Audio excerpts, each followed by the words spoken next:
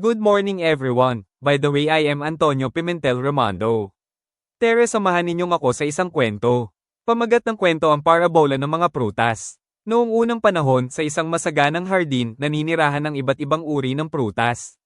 Mayroong matamis na mangga, mabangong bayabas, makinis na mansanas, at mapulang pakwan. Isang araw, nagpasya silang mag-usap-usap. Sigurado ako na ako ang pinakamahalagang prutas, wika ng mangga. Ako ang paborito ng mga bata at matamis pa. Abay hindi, sagot ng bayabas. Ako ang pinakamasustansya. Mayaman ako sa vitamina C, ako ang tunay na mahalaga. Sumabat ang mansanas, teka lang, ako ang sagisag ng kalusugan. Hindi ba't sinasabi nila, an apple a day keeps the doctor away? Ngumiti ang pakwan at nagsabing, kung ako ang tatanungin, ako ang nagbibigay ng pinakamaraming kasiyahan sa lahat. Sa init ng panahon, ako ang hanap ng tao para pampalamig. Dumami ng dumami ang kanilang pagtatalo. Halos hindi na sila magkasundo. Ngunit dumating si Lolo Magsasaka, ang nag-aalaga sa kanila.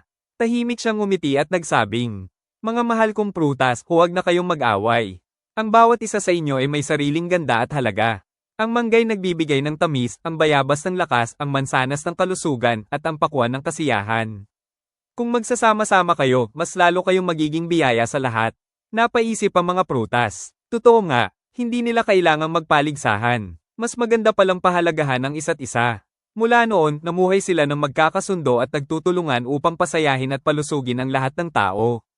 Aral ng kwento. Tulad ng mga prutas, bawat isa sa atin ay may kanya-kanyang talento, galing, at halaga.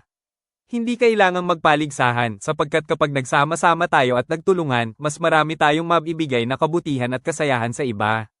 Hello guys, kung nagustuhan mo ang ating kwento, please like, share, follow at comment para sa mga susunod nating update sa mga kwento gagawin pa nating. Maraming salamat sa pakikinig ng kwento, at God bless to all.